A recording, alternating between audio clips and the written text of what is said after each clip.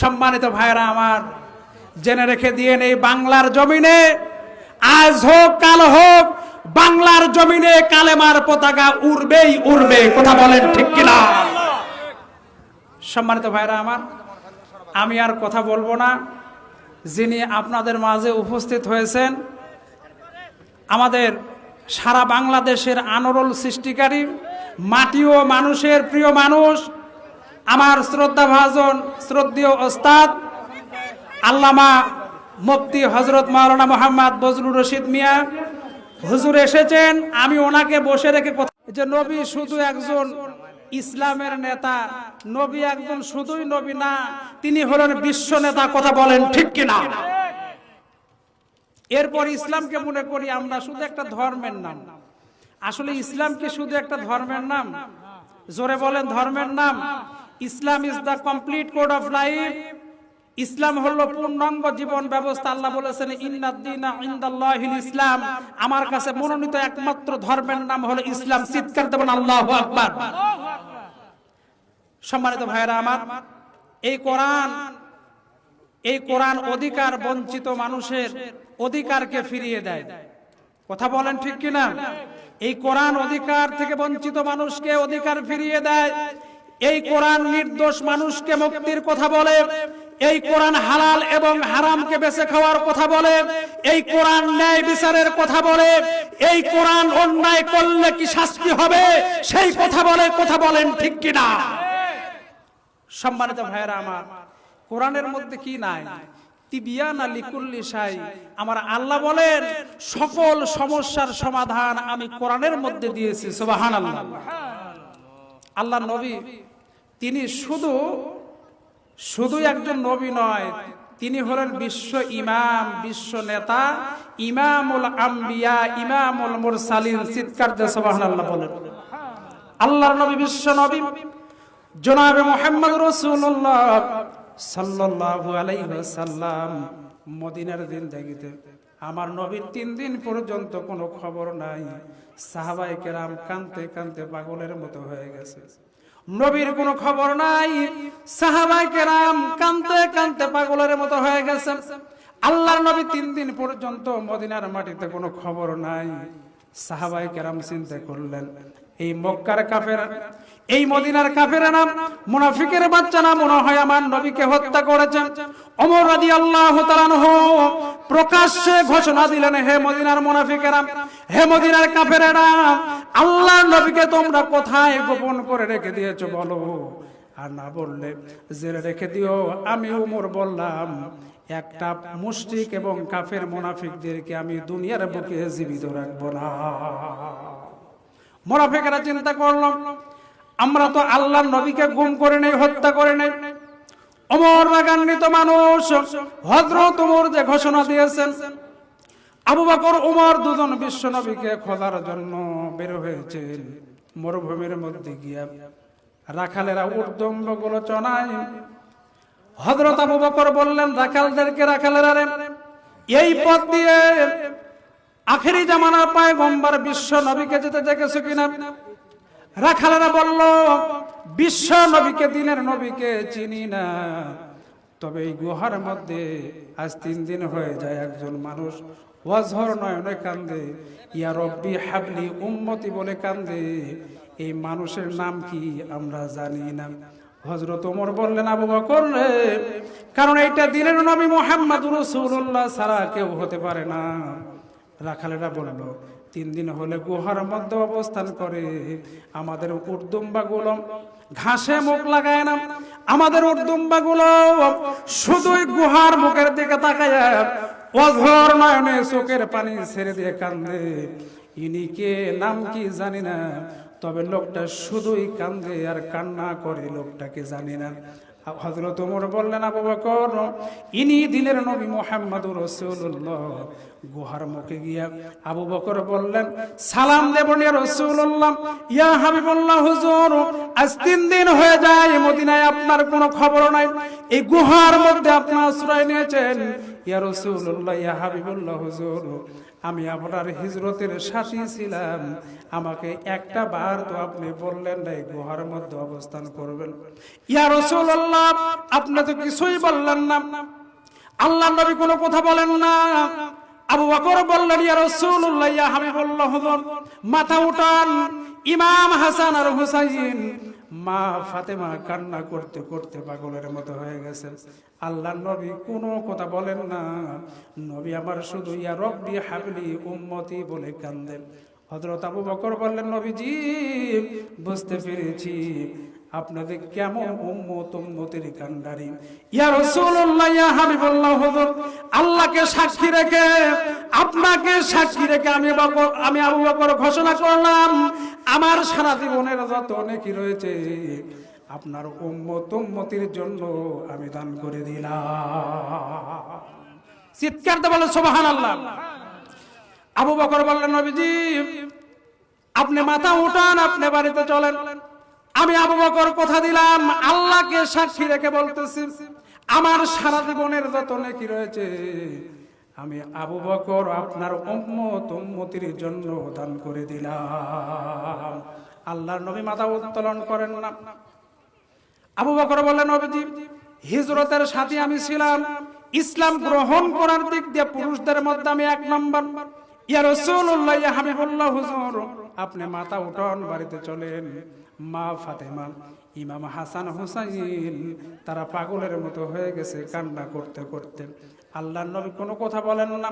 ওমর বললেন, ইয়া রাসূলুল্লাহ, ইয়া হাবিবাল্লাহ, হুজুর আমি ওমর আপনার মাথা কাটার জন্য এসেছিলাম 1000 স্বর্ণ মুদ্রা 100 লাল উট উপহারের জন্য।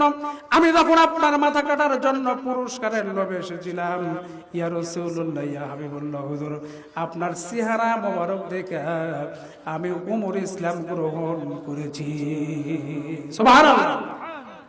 ওমর বললেন, নবী গো আপনার ব্যবহার দেখে 1000 স্বর্ণ মুদ্রা 100 লাল উট উপহারের আশায় আবু জেহেল ঘোষণা করেছিল মুহাম্মাদের কল্লাদে আমার সামনে আনতে পারবে।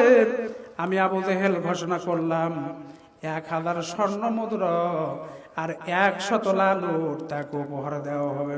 ওমর বললেন, নবীজি ওই সময় আমি মুসলমান ছিলাম না, আমি ছিলাম কাফের। ইয়া রাসূলুল্লাহ, ইয়া হাবিবাল্লাহ, হুজুর আবু জেহেলের 1000 স্বর্ণ মুদ্রা আর 100 লাল উট পুরস্কারের আশায় আপনার মাথা কাটতে এসেছিলাম। রাস্তার মধ্যে একজন লোকের সঙ্গে দেখা হলো, নঈম।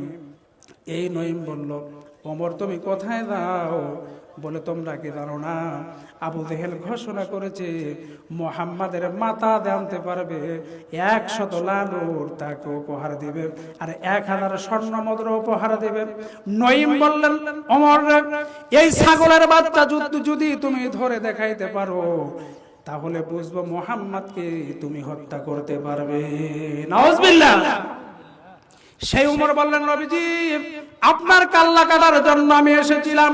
ইয়া রাসূলুল্লাহ, ইয়া হাবিবাল্লাহ, হুজুর আপনি আবি লাকলামের বাড়িতে ছিলেন, সেখানে আমি ইসলাম গ্রহণ করেছি।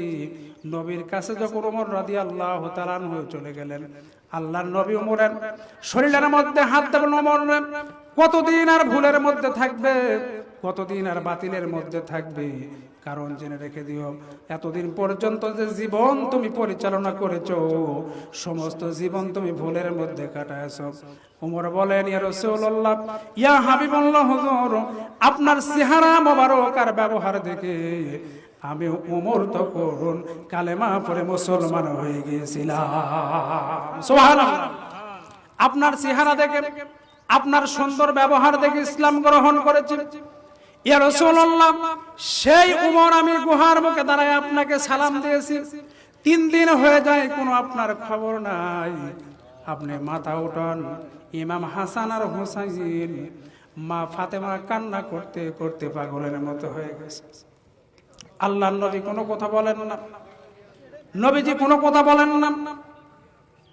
আল্লাহর নবী শুধু অধর নয়নে কান্দে, অধর নয়নে নবী আমার কান্দে। ওমর বললেন, নবী গো আমি ওমর আমার সারা জীবনের যত নাকি আল্লাহকে সাক্ষী রেখে, আপনাকে সাক্ষী রেখে আমি উমর ঘোষণা দিলাম আমার সারা জীবনের নেকি আপনার উম্মত এবং উম্মতির জন্য দান করে দিলাম। চিৎকার দিয়ে বলেন সুবহানাল্লাহ। সম্মানিত ভাইরা আমার, আল্লাহর নবী মাথা উঠান না। ওমর রাদিয়াল্লাহু তাআলা আনহু এই কথা যখন বললেন, নবীজি মাথা উত্তোলন করেন না। সঙ্গে সঙ্গে ওমর বললেন, আবু বকর রে, এই জায়গার মধ্যে থেকে আমি ওমর, তুমি আবু বকর, আল্লাহর নবীকে গুহা থেকে বের করা যাবে না।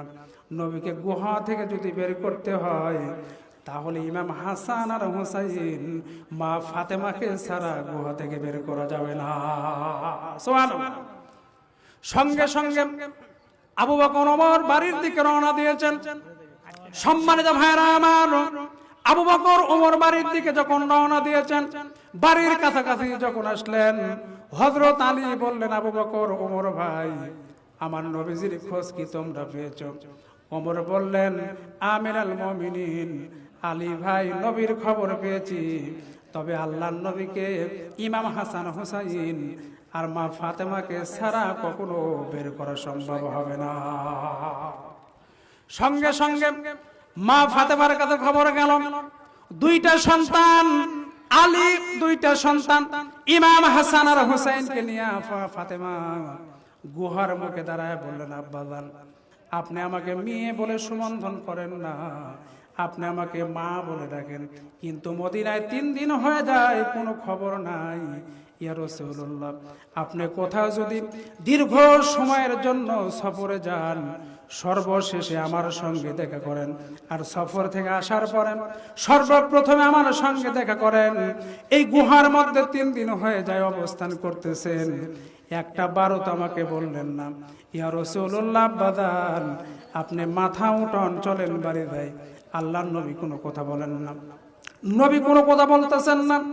সঙ্গে সঙ্গে মা ফাতেমা বললেন, ইয়া রাসূলুল্লাহ, ইয়া হাবিবুল্লাহ, বাদান, আমি বুঝতে পেরেছি আপনি আপনার উম্মত উম্মতির কেমন কান্ডারি। আল্লাহকে সাক্ষী রেখে, আপনাকে সাক্ষী রেখে আমি ফাতেমা ঘোষণা দিলাম আর আমার সারা জীবনের নেকিগুলো আপনার উম্মত উম্মতির জন্য দান করে দিলাম। চিৎকার দিয়ে বলেন সুবহানাল্লাহ। সম্মানিত ভাইরা আমার, সেই কোরআন বলতেছে, ইন্নাল্লাযীনা ক্বালু রব্বুনাল্লাহ সুম্মা ইসতাকাম, যারা আল্লাহকে রব বলে স্বীকার করবে, বিপদ আপদ বালা মুসিবত আসতে পারে, কারণ দুনিয়া সিজনুল মুমিন ওয়া জান্নাতুল কাফির, এই দুনিয়াটা হলো মুমিনদের জন্য জেলখানা, এই দুনিয়াটা হলো মুমিনদের জন্য, মুত্তাকিন ভালো মানুষের জন্য হলো জেলখানা, আর কাফের মুশরিক ইসলামের দুশমনদের জন্য হলো বেহেশতখানা। কথা বলেন ঠিক কিনা? এই দুনিয়াটা হলো আর দুনিয়া সিজনুল মুমিন ওয়া জান্নাতুল কাফির, এই দুনিয়াটা মুমিন মুত্তাকিনদের জন্য হলো জেলখানা, আর কাফের মুশরিক এদের জন্য হলো বেহেশতখানা। কথা বলেন ঠিক কিনা? সম্মানিত ভাইরা আমার, সেই নবীজি বিশ্ব নবী জনাবে মুহাম্মদুর রাসূলুল্লাহ সাল্লাল্লাহু আলাইহি সাল্লামকে রব্বুল আলামিন জানায় দিয়েছেন, আল্লাহ তাআলা বললেন, মুমিন মুত্তাকিন ঈমানদাররা যখন ক্ষমতায় যাবে তখন তারা 4 দফা কাজ করবে। জোরে বলেন, কয় দফা? মুসলমানরা ক্ষমতায় গেলে কয় দফা কাজ করবে? 4 দফা কাজ করবে। সর্বপ্রথমে 1 নাম্বার কাজ করবে, প্রথম দিন সংসদ থেকে প্রধানমন্ত্রী ঘোষণা করবে, আজ থেকে আমার দেশে নামাজকে বাধ্যতামূলক করা হলো। দেশের প্রধানমন্ত্রী যদি নামাজকে বাধ্যতামূলক সংসদ থেকে করে, বেনামাজির বংশ বাংলার জমিনে খুঁজে পাওয়া যাবে না। কথা বলেন ঠিক কিনা? কথা বলেন না কেন? বেনামাজির বংশ পাওয়া যাবে। আমার দেশের মাননীয় প্রধানমন্ত্রী যদি বলে, আমার দেশ শতকরা 95% মুসলমানের দেশ, এই দেশে নামাজকে আজ থেকে বাধ্যতামূলক করা হলো, নামাজ যদি কোনো ব্যক্তি না পড়ে, ফরজ হয়েছে নামাজ, 3 দিন জেল দেওয়া হবে, বেনামাজির বংশ বাংলার জমিনে খুঁজে পাওয়া যাবে না। কথা বলেন ঠিক কিনা? সম্মানিত ভাইরা আমার, এই জন্য আল্লাহ বলেন, মুসলমান যখন ক্ষমতায় যাবে, আল্লাহ বলেন 4টা কাজ করা তাদের জন্য আমি আল্লাহ ফরজ করে দিয়েছি। সূরা হজের 41 নম্বর আয়াত, আল্লাযীনা ইম্মাক্কান্নাহুম ফিল আরদ আকামুস সালাত। এক নাম্বার হলো নামাজকে কায়েম করবে, কথা বলেন ঠিক কিনা? এক নাম্বার তার নামাজকে কায়েম করবে, পড়বে না। কারণ কায়েম মানে কি? প্রতিষ্ঠা করা। আপনার বাড়িতে যাদের প্রতি নামাজ ফরজ হয়েছে তাদেরকে নামাজের জন্য নির্দেশ দিবে, কথা বলেন না কেন? নামাজের জন্য কি করবে? নির্দেশ দিবে। কারণ আল্লাহ বলছেন কুয়াং ফুসাকুম ওয়া আহলিকুম নারা, তুমি নিজে বাঁচো এবং তোমার আহাল পরিবারকে জাহান্নামের আগুন থেকে বাঁচাও, এই ঘোষণা দিয়েছেন কে? কথা বলেন। সম্মানিত ভাইরা আমার, আল্লাহকে রব বলে স্বীকার করলে বিপদ আসতে পারে, মুসিবত আসতে পারে, জেল আসতে পারে, জুলুম আসতে পারে, নির্যাতন আসতে পারে। মুমিন কখনো মুত্তাকিন কখনো জেল আর ফাঁসির মঞ্চকে ভয় করে না। মুমিন ভয় করে একমাত্র আল্লাহ রাব্বুল আলামিনকে। এই দেশে যারা আমার নবীকে নিয়ে আজে বাজে মন্তব্য করে, কথা বলে, তাদের প্রমোশন হয়। আর যারা নবীজির আদর্শ আল্লাহর হুকুমকে বাস্তবায়ন করতে চায় তাদের প্রতি নির্যাতন করা হয়, কথা বলেন ঠিক কিনা? সম্মানিত ভাইরা আমার, বিশ্ব নবীর দরবারে নবীজির এক নাম্বার সাহাবী আবু বকর নবীজির দরবারে রওনা দিয়েছেন। আবু বকরের ছোট্টবেলার একজন বন্ধু ছিল ফারাহাস। এই ফারাহাস আবু বকরের সঙ্গে রাস্তা ক্রসিং হচ্ছিল। আল্লাহর নবী বিশ্ব নবীর দরবারে আবু বকর যায়, ফারাহাস তার বাড়ির দিকে যায়। প্রতিমধ্যে রাস্তার মধ্যে রাস্তা দুজনের ক্রসিং হচ্ছিল। আবু বকরকে বলল ফারাহাস, আবু বকর রে, বাপ দাদার ধর্মকে বাদ দেওয়ার কারণে এই তালি দেওয়া জামা তোমার গায়ে উঠেছে। সম্মানিত ভাইরা আমার, আল্লাহর হুকুম পালন করলে কোনো মানুষের কি সম্মান কমে যায়? কথা বলেন, কমে যায়? সম্মান আমার আল্লাহ বাড়ায় দেয়। কারণ আমার আল্লাহ বলেছেন ওয়া তুইজ্জু মান তাশা ওয়া তুযিল্লু মান তাশা বিয়াদিকাল খায়র ইন্নাকা আলা কুল্লি শাইইন কাদির। আমার আল্লাহ বলেন সম্মান দেওয়ার মালিক আমি আল্লাহ, সম্মানকে ছিনিয়ে নেওয়ার মালিক আমি আল্লাহ। আমার চোখে যদি কাউকে অসহ্য হয়ে যায়, সম্মানিত মানুষকে ওই সম্মানের চেয়ার থেকে বেইজ্জতি করে আমি বিদায় করে দেব, কথা বলেন ঠিক কিনা? তার বাস্তব প্রমাণ হলো আল্লাহর নবীকে নিয়ে আজে বাজে মন্তব্য কটাক্ষ করেছিল টাকলা মুরাদ। জোরে বলেন কি মুরাদ? টাকলা মুরাদ আল্লাহর নবীকে নিয়ে আজে বাজে মন্তব্য কটাক্ষ করেছিল। কোরআন নিয়ে হাদিস নিয়ে যারা কটাক্ষ করেছিল, আমার আল্লাহ বলেন টাকলা মুরাদের বর্তমানে এমপি আর মন্ত্রী তো কিছুই নাই, তার বউ পর্যন্ত তার বিরুদ্ধে মামলা করেছে, কথা বলেন ঠিক কিনা? সম্মানিত ভাইরা আমার, বিশ্ব নবীর দরবারে আবু বকর যান। আবু জেহেল, উতবা, সাইবা, আবু সুফিয়ান, ওলীদ ইবনে মুগীরা দীর্ঘদিন ধরে আবু বকরকে উত্ত্যক্ত করতেছিল। আবু বকরকে বলে, আবু বকর তুমি ফকির, তোমার আল্লাহ ফকির, তোমার নবী ফকির, তোমার বাপ ফকির, তোমার 14 গোষ্ঠী ফকির। নাউজুবিল্লাহ বলেন।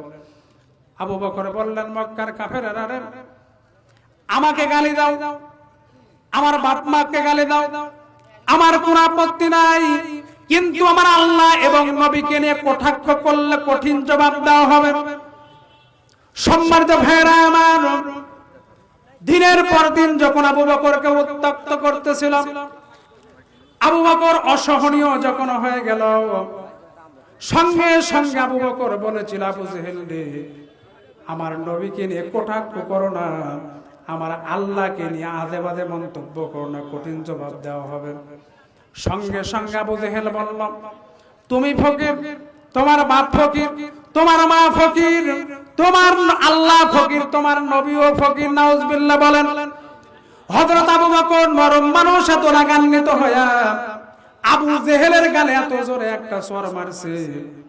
চর মারার সঙ্গে সঙ্গে আবু জেহেলের গালের মধ্যে 5টা আঙ্গুল একেবারে ছাপ উঠে গেছে। সঙ্গে সঙ্গে আবু জেহেল তার গ্রুপ নিয়ে আমার নবীর দরবারে গিয়ে বলল, মুহাম্মদ আবু বকর ওয়াহিদ পূর্বের ইস্যু নিয়ে আমাকে মেরেছেন।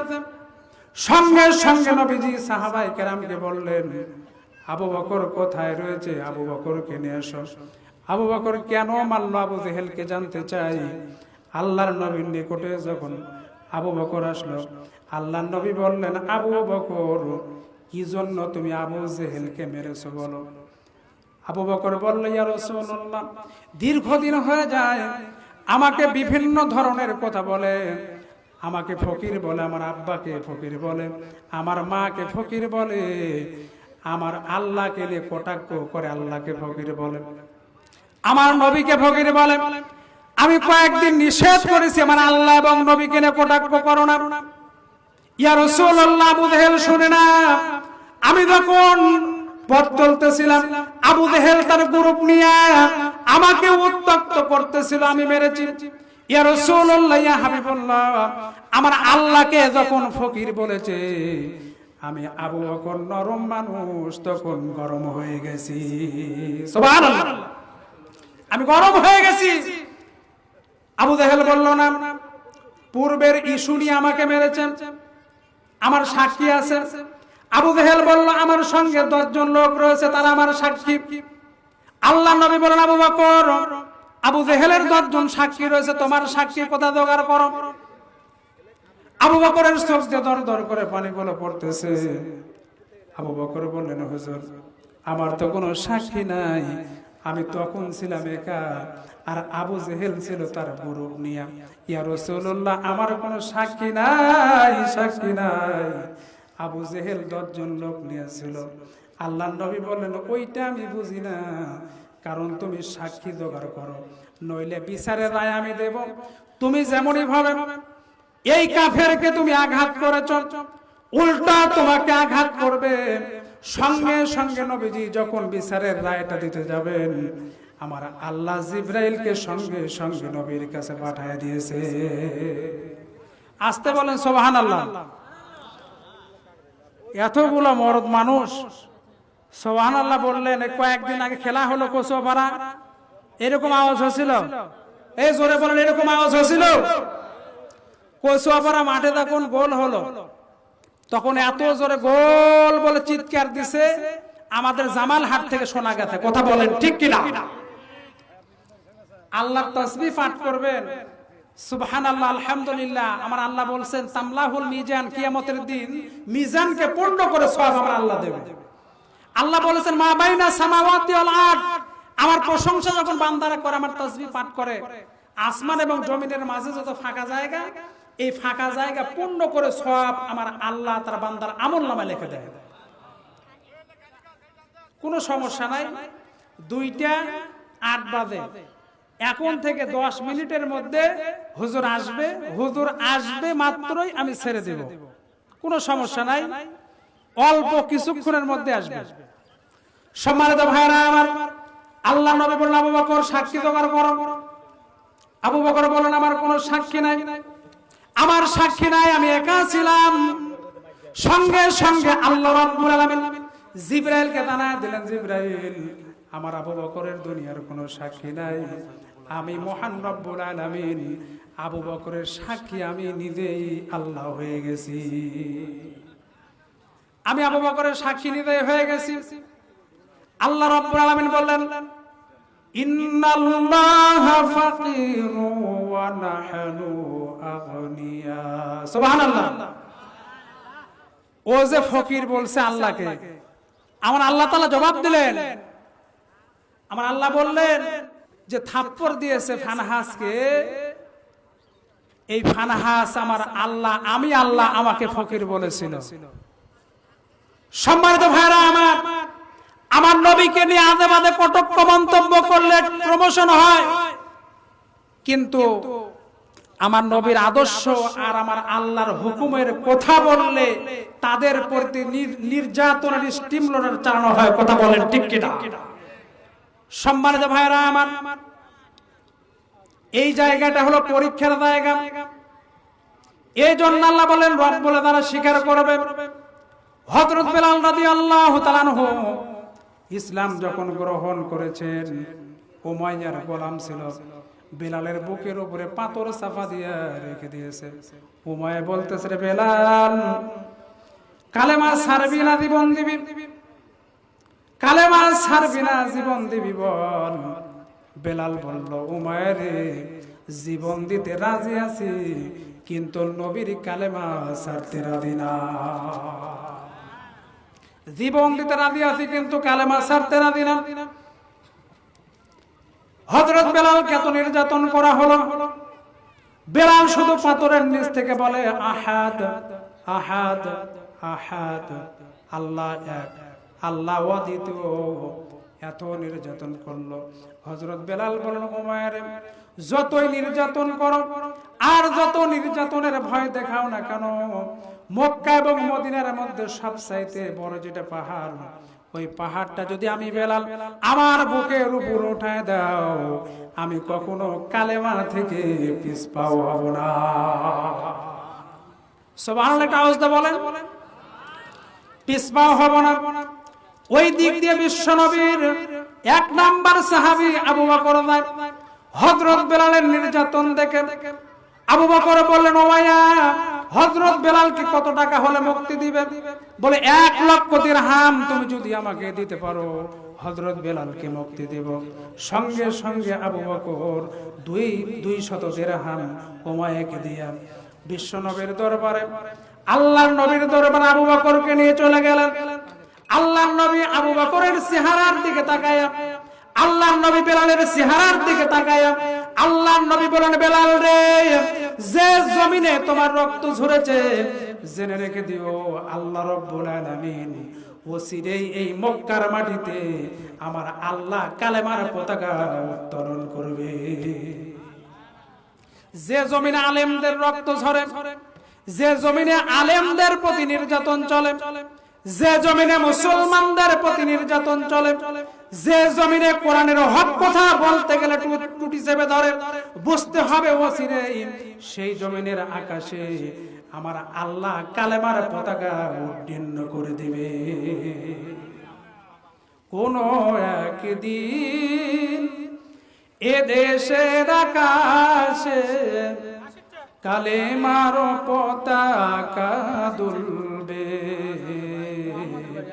সেদিন সবাই খোদাই বিধান পে দুঃখ বেদনা ভুলবে। একাকিনী রমণী নির্জন পথে যাবে, কোন জন কটু কথা কবে না।